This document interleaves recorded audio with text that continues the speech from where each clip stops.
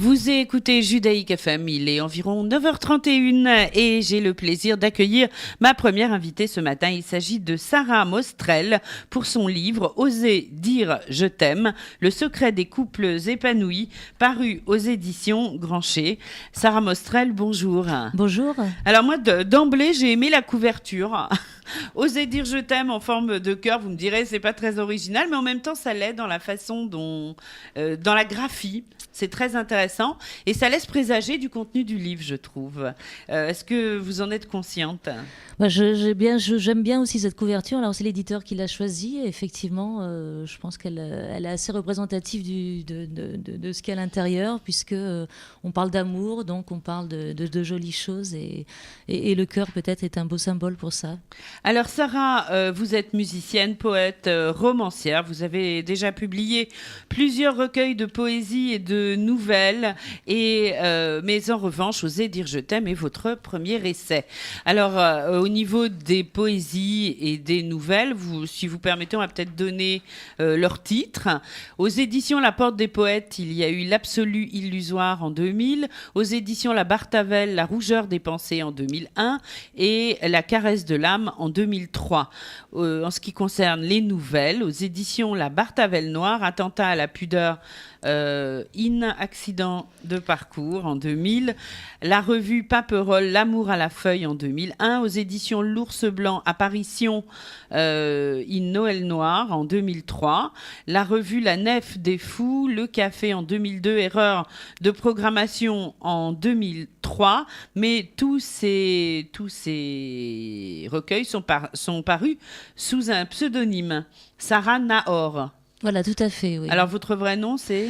Alors, mon nom, c'est mon nom actuel, c'est mon vrai nom, Sarah Mostrel, donc le nom de mon père.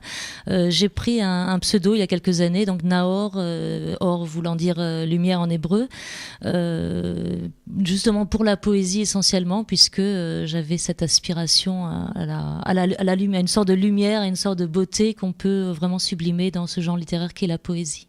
Alors, la poésie, c'est depuis toujours ? La poésie, c'est depuis toujours et c'est pour moi un mode d'expression qui est absolument complet dans le sens où on peut exprimer en fait ses sentiments dans tous ses excès, dans sa beauté, dans son intensité comme dans le désespoir, comme dans la tristesse.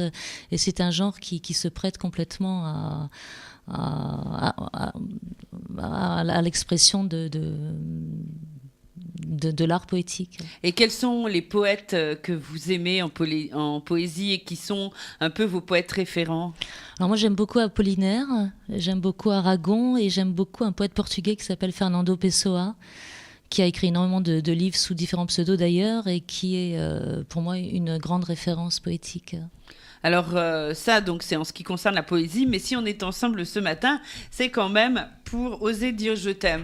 Alors, Oser dire je t'aime, moi je parlerai pas du tout de poésie pour ce livre, je parlerai presque plus d'un coup de gueule. Est-ce que je me trompe ? J'ai ressenti un peu comme ça, parce que on a vraiment l'impression tout au long de votre ouvrage que vous trouvez que on ne se le dit pas assez dans la société dans laquelle on vit, on se le dit même de moins en moins, et vous faites toute une analyse en fait en profondeur de ce phénomène. Tout à fait. Donc je pense que alors il y a une statistique qui est assez récente qui dit que les hommes et les femmes dans le couple se parlent environ 5 minutes par jour. Je parle pas des choses matérielles, des choses pratiques. Je parle d'une vraie communication. Donc effectivement, la parole est complètement absente dans beaucoup de couples et on oublie en fait les choses essentielles qui sont ces petits mots qui sont fondamentaux pour maintenir le couple et pour savoir pourquoi les deux personnes sont ensemble finalement. Bien sûr. Donc un coup de gueule, je ne sais pas, mais en tout cas, si quand même pour nous pousser une prise de conscience, oui, une volonté de réveiller peut-être les gens pour dire voilà, que serions-nous sans amour. On ne peut pas continuer à vivre de manière parallèle comme des robots qui allons au travail le matin, revenons le soir sans donner un sens à sa vie. Et quel est le sens sinon dire je t'aime aux gens qu'on aime, que ça soit dans le couple, que ça soit aussi à ses enfants, que ça soit à ses parents, etc. Ce sont des mots complètement essentiel pour une bonne communication, une bonne harmonie, notamment entre les sexes. Alors, moi, j'ai senti quand même une certaine véhémence. C'est pour ça que je dis ça, mais ce n'était pas une critique, c'est plutôt une constatation. Vous souhaitez vraiment transmettre le message qui vous porte. Et pour cela, on sent la patte de la journaliste, puisque vous avez fait quand même une enquête. Et vous donnez des exemples très concrets de gens qui ont été, moi, je dirais peut-être plutôt malheureux qu'heureux en amour, et justement vous expliquez pourquoi. Voilà, donc j'ai mené une enquête, il y a à peu près, je crois, une quarantaine de témoignages dans le livre, donc auprès de personnes qui sont en couple, jeunes, moins jeunes, de tous milieux sociaux. Et comment je leur ai avez-vous demandé, réalisé cette enquête ? Alors, j'ai interviewé des gens dans toutes sortes de contextes et j'ai aussi utilisé des forums sur Internet puisque c'est quelque chose qui fonctionne très bien aujourd'hui. Les gens sont très volontaires pour raconter leur histoire et réagir. Et donc, on constate beaucoup de frustration très souvent, beaucoup de malentendus dans ce que l'un peut penser et l'autre peut interpréter. Et donc, des couples malheureux, je ne sais pas, mais en tout cas des couples souvent incompris, des frustrations, effectivement, des malentendus, des demandes souvent plus grandes chez la femme d'ailleurs que chez l'homme. C'est ce que j'allais vous demander, voilà, justement. Les femmes sont effectivement plus demandeuses et ont plus de facilité à exprimer leurs émotions, donc plus en demande de ressenti de la part du conjoint notamment. Les hommes ont un peu plus de mal à libérer leurs émotions. Donc il y a ce décalage effectivement que j'ai mis en exergue et que j'essaye de combler en donnant quelques conseils et en commentant notamment les témoignages des personnes qui ont été interviewées. Oui. Et donc ça n'a pas été trop compliqué à réaliser puisque les gens ont répondu avec beaucoup d'empathie. Les gens sont très, très heureux finalement d'en parler parce que c'est quelque chose qui les habite très souvent et finalement en leur posant cette question, est-ce que vous dites je t'aime dans votre couple, c'est comme si on posait une question qui surprise, je dirais, parce que les gens oublient pourquoi ils sont ensemble. Donc, est-ce que c'est la raison, selon vous, de très nombreux divorces dans la société moderne actuelle ? Alors, c'est une conséquence, le fait que les gens ne communiquent pas suffisamment, bien sûr, donc laissent accumuler rancœur, amertume, etc. Il y a aussi un manque de connaissance de soi, probablement, c'est-à-dire est-ce que Enfin, la manière dont on est perçu par l'autre, finalement, c'est la manière dont on se perçoit soi-même. Donc, est-ce qu'on exprime à l'autre toute notre histoire, tous nos sentiments? Est-ce que si on a des manques, est-ce qu'on les dit? Et à ce moment-là, si on les dit pas, il ne faut pas trop s'étonner après que les choses peuvent s'envenimer et aboutir parfois à la séparation, bien sûr. Bien sûr. Alors, combien de temps avez-vous mis à écrire ce livre ? Alors, j'ai mis à peu près 2 ans. Et comment vous est venue l'idée, en fait, quand même ?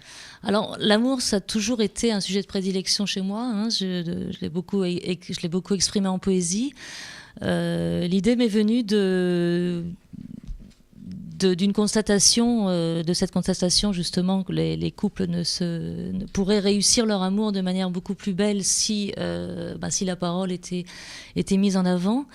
Un certain vécu également, beaucoup d'expériences de personnes que j'ai interviewées et l'écho d'une société qui n'en parle pas et qui malheureusement met de côté justement ce que j'appelle l'essentiel, c'est-à-dire la communication et l'amour. Alors, vous reprenez un peu tous les cas de figure qui peuvent se présenter, les personnalités qui se dégagent, disons, d'une façon plus importante que d'autres. Et puis, à un moment, il y a une figure qui apparaît, c'est celle du pervers. Et là, ça m'a beaucoup intéressée parce que ce n'est pas du tout la définition habituelle qu'on en donne. Et j'aimerais bien vous laisser vous exprimer. Alors effectivement, j'ai passé en revue les cas de figure les plus courants, on va dire. Donc pourquoi ne dit-on pas je t'aime? Donc ça peut être une question de caractère, ça peut être une question de tempérament, d'éducation, d'enfance. Est-ce qu'on l'a entendu dans son enfance? Est-ce que vos parents vous ont dit je t'aime et est-ce que vous ont donné confiance en vous? Et il y a effectivement ce cas extrême qui est le pervers, là qui est vraiment l'homme. Je dis l'homme, ça peut être aussi la femme, mais disons que majoritairement c'est un petit peu le portrait du Don Juan, du séducteur, du manipulateur qui va dire je t'aime à tout bout de champ sans forcément le penser. Et donc on peut arriver à des cas assez dévastateur pour la personne qui en est victime, puisque complètement manipulée et complètement malmenée dans l'amour que cette personne perverse est censée lui porter. Donc c'est un cas effectivement qui m'a paru important parce que peut-être prévenir peut-être les personnes du danger des manipulations. Peut-être ce sont peut-être des choses qu'on ne dit pas assez. Essayer d'analyser un tant soit peu, même si l'amour c'est quand même il y a un contact magique au départ, donc on peut pas trop analyser la relation, mais être vigilant sur ce que l'autre vous apporte, et si la relation n'est pas équilibrée dès le départ, il faut peut-être se soucier de son devenir et de la bonne santé des personnes concernées. Voilà. Bien sûr. Alors, quels sont les témoignages qui vous ont le plus surpris ? Alors, je pense notamment à un témoignage d'une vieille dame qui me disait, donc une dame qui était d'un certain âge veuve, donc qui avait perdu son mari, et qui me disait, voilà, je fais revivre cette présence à travers les lettres qu'il m'a envoyées chaque jour, et donc j'ai trouvé ça très beau. Ah oui, bien sûr, oui, c'est un des passages. Le fait effectivement qu'on peut... Elle avait l'impression qu'il était encore là, voilà, en relisant les lettres d'amour. Tout à fait, le faire revivre donc cette personne parce qu'il y a des traces, parce qu'il y a justement ces preuves qui ont été manifestées au jour le jour. Alors à l'époque on écrivait beaucoup de lettres et c'était assez magnifique. On en écrit beaucoup moins aujourd'hui, mais on peut très bien aussi avec les moyens de communication actuels, mail, SMS, etc. Oui, vous expliquez qu'on peut aussi s'écrire des lettres d'amour par mail. Tout à fait, puisque le but n'est pas d'aller à contre-courant avancée de notre temps, mais on n'a jamais été dans une société aussi pourvue de moyens de communication, et pourtant on est quand même, on a beaucoup de mal à communiquer vraiment. Voilà. Eh bien, pour continuer à parler de votre livre Osez dire je t'aime, paru chez Grancher, Sarah Mostrel, vous restez avec nous, on marque une pause, on se retrouve juste après. J'étais en pleine discussion avec Sarah Mostrel, Osez dire je t'aime, paru aux éditions Grancher. Sarah, on disait que, hors antenne, mais on va le dire pour nos auditeurs, c'est important que dire je t'aime à sa famille, aux siens, à ses amours, également vraiment à ses proches, à ses enfants, c'est quelque chose de fondamental, et ça aide à traverser les vicissitudes et les problèmes de la vie. Je crois que c'est un peu la leçon qu'on peut retenir de votre livre, c'est-à-dire que il ne faut pas hésiter à le dire, c'est porteur et c'est un bienfait, je pense, pour les individus. En même temps, les gens à qui on ne l'a pas dit et qui ont été élevés dans un milieu où les sentiments n'étaient pas exprimés ont du mal à le faire pour leurs propres enfants et pour leur entourage, pour leurs femmes, pour leurs maris, etc. Parce que il y a aussi des femmes qui n'arrivent pas à dire... il n'y a pas seulement des hommes, il y a des femmes. Et vous donnez d'ailleurs un exemple dans le livre. Alors expliquez-nous ça. C'est sûr que la part de l'enfance n'est plus... ce n'est plus un scoop. On sait très bien que la part de l'enfance est fondamentale dans la constitution future de l'individu. Si l'enfant n'a pas été rassuré petit, si l'enfant n'a pas reçu l'amour qui lui revenait, s'il n'a pas entendu je t'aime, s'il n'a pas reçu ces manifestations fondamentales et constitutives de ce bon équilibre futur, il aura effectivement beaucoup de mal lui-même à se construire, et d'autant plus à ensuite élaborer une relation où il pourra exprimer son amour envers une personne, et plus tard envers ses enfants. Donc effectivement, les familles où l'on ne dit pas les familles où l'on laisse peut-être une sorte de doute planer, hein, même si parfois les parents sont très aimants mais ne savent pas forcément transmettre ces mots.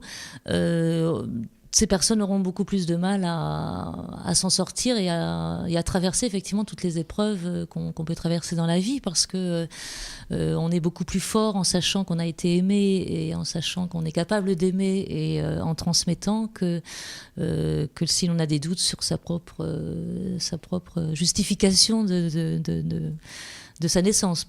C'est vrai. De manière un petit peu... Et vous pensez, à certains moments, on comprend quand même que vous conseillez vraiment en cas de problème aigu de consulter peut-être un psy pour essayer d'en parler et de comprendre ce qui s'est passé. Voilà. On vous sent assez proche de... Oui, je suis assez proche de la psychanalyse, puisque je pense que c'est quand même un moyen extraordinaire d'exprimer des choses qu'on n'exprimerait pas de manière générale, de découvrir des choses en soi qu'on ne connaît peut-être pas ou qu'on a refoulées parce que trop difficile, parce que insurmontable en tant qu'enfant. Donc ce travail psychanalytique, alors qu'il n'est pas obligatoirement, qui ne doit pas être obligatoirement fait avec un thérapeute, on peut aussi faire ce travail en soi-même si on y arrive. Mais en tout cas, la démarche de se connaître soi-même, de s'analyser, de se comprendre, de comprendre ses fonctionnements, ses automatismes, me paraît essentiel pour affronter le futur et pour résoudre des problèmes qui peuvent se reproduire si justement ils ne sont pas élucidés.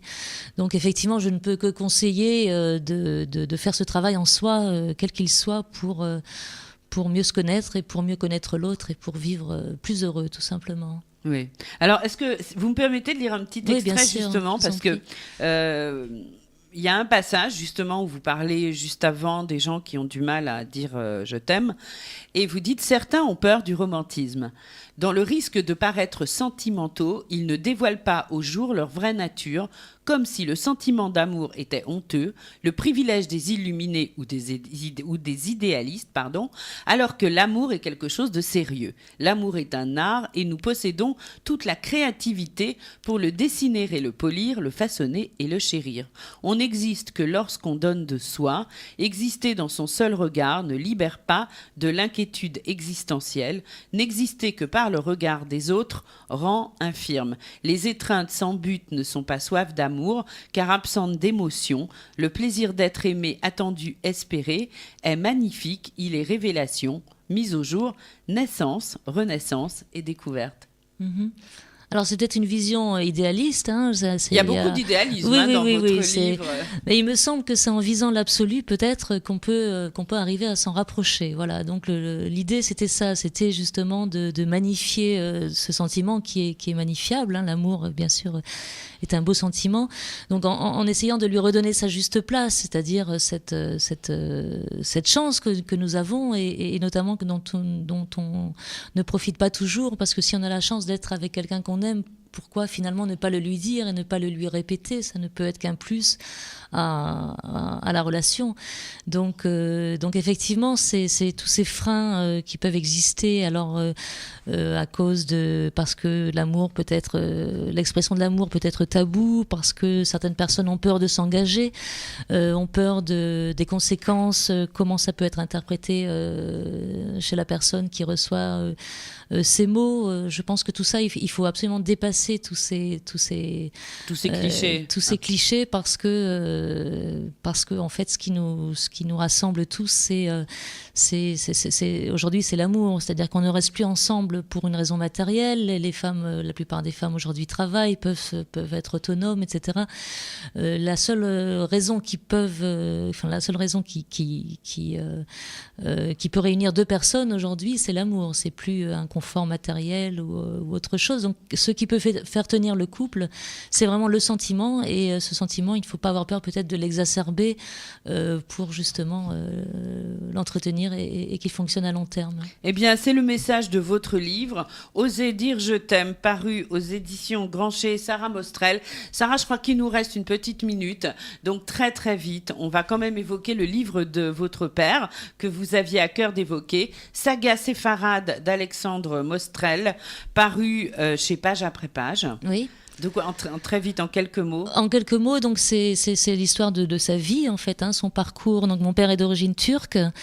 Ses parents donc sont partis de Turquie en passant par la France à Marseille. Mon père est né à Marseille et est parti ensuite en Tunisie. En Tunisie, il a été engagé dans l'armée française, donc participé à la Deuxième Guerre mondiale, assisté à la libération des camps. Et ensuite, donc, de Tunisie est arrivé en France. Donc, c'est vraiment l'histoire de toute cette partie séfarade turque, en passant par la Tunisie, plus son entrée en France, toutes les difficultés qu'on peut trouver dans ce chemin que beaucoup ont vécu également. C'est complètement autobiographique. Complètement autobiographique. Eh bien, on aura l'occasion d'en reparler sur Judaïque FM. Merci d'avoir été avec nous. Merci beaucoup, Lise. Et très bonne journée. Au revoir. Et puis, Shana Tova. Shana Tova à tous.